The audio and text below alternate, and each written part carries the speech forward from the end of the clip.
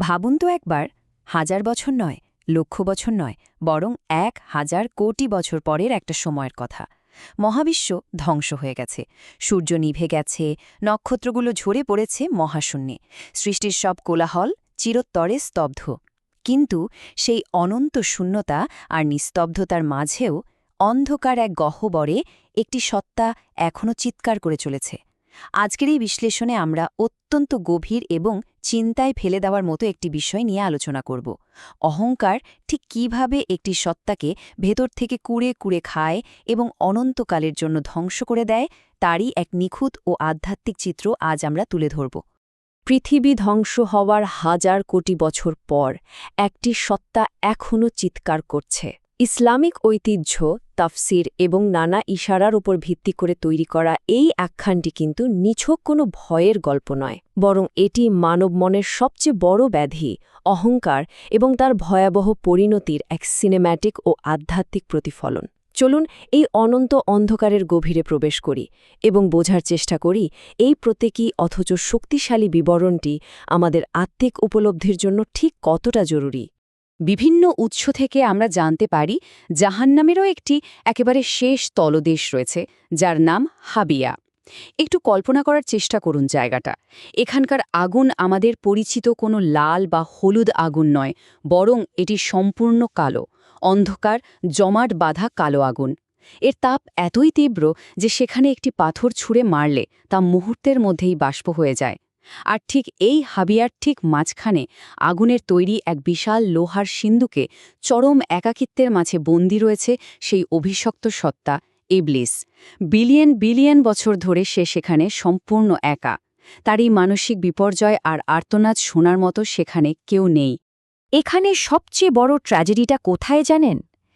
এই সত্তাটিই কিন্তু একসময় ছিল মুয়াল্লিমুল মালাকুত বা ফেরেশতাদের শিক্ষক। একসময় আসমান ও জমিন তার ইবাদতে মুখরিত থাকত।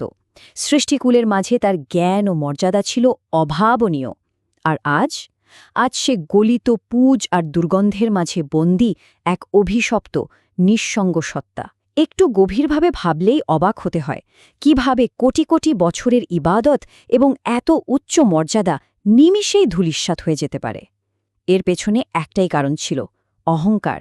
শুধুমাত্র নিজের শ্রেষ্ঠত্বের মিথ্যে দম্ভ তাকে সবকিছু থেকে চিরতরে বঞ্চিত করেছিল। বর্ণনায় অত্যন্ত সাসপেন্সফুল একটা মুহূর্ত আসে যখন মহান স্রষ্টার নির্দেশে ফেরেশতা জিবরাইল এবং মিকাইল আলাইহিসসালাম সে গভীর তলদেশে ইবলিসের অবস্থা দেখতে যান। ইবলিস তাদের চিনতে পারে, কিন্তু সবচেয়ে মর্মান্তিক ব্যাপারটা কি জানেন? এত কোটি বছর ধরে এই অকল্পনীয় শাস্তি ভোগ করার পরও সে আল্লাহর কাছে ক্ষমা চায়নি, সে জান্নাতও চায়নি। সে কেবল একটি জিনিসই চেয়েছে, মৃত্যু। সে শুধু নিশ্চিহ্ন হয়ে যেতে চেয়েছে। এটি এক চূড়ান্ত মনস্তাত্ত্বিক বিপর্যয়, যেখানে মুক্তির চেয়ে নিজেকে বিলীন করে দেওয়াই তার কাছে একমাত্র কাম্য বলে মনে হয়েছে। কিন্তু এই চরম অন্ধকারের মাঝেও মহান স্রষ্টার অসীম দয়ার এক অবিশ্বাস্য ঝলক দেখা যায়। ইবলিস যখন মৃত্যু চাইল, তখন তাকে জানানো হলো যে কিয়ামতের পর আর কোনো মৃত্যু নেই। কিন্তু পরম দয়ালু স্রষ্টা তার এই প্রথম অবাধ্য সৃষ্টিকেও একেবারে নিরাশ করতে চাইলেন না। সৃষ্টিজগৎ ধ্বংস হয়ে যাওয়ার 1000 কোটি বছর পর তাকে মুক্তির একটি চূড়ান্ত এবং অভাবনীয় সুযোগ দেওয়া হলো। একটু ভেবে দেখুন, আল্লাহর করুণার বিশালতা সত্যিই আমাদের কল্পনার কতটা অতীত। আর এই সুযোগটা আসলে কতটা সহজ ছিল তা স্ক্রিনে দেখানো ধাপগুলো দেখলেই বোঝা যায়। তাকে বলা হলো পৃথিবীতে ফিরে গিয়ে হজরত আদম আলাইহিসসালামের কবরের ওপর মাত্র একটি সিজদা করতে, ব্যাস এটুকুই। যদি সে এই সামান্য কাজটি করে, তবে তার সমস্ত অবাধ্যতা মাফ করে তাকে আবারও রহমতের ছায়ায় ফিরিয়ে নেওয়া হবে।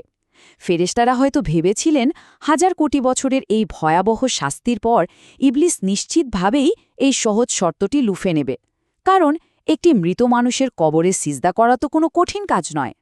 যখন ইবলিসকে এই প্রস্তাব দেওয়া হলো, ঠিক সেই মুহূর্তে জাহান্নামের ওই গভীর তলদেশে নেমে এলো অদ্ভুত এক পিংপতন নীরবতা।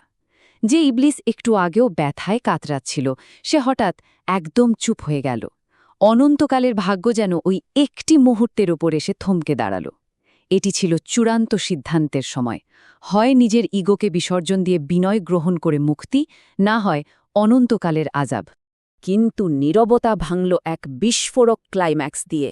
ইবলিসের শরীর যেন রাগে কাঁপতে শুরু করল। সে অট্টহাসি দিয়ে বলে উঠল, আমি আগুনের তৈরি। আমি যখন জান্নাতে ছিলাম তখন জীবিত আদমকেই সিজদা করিনি, আর আজ 1000 কোটি বছর পর তার মৃত ধুলোর কাছে মাথামত করব? অসম্ভব।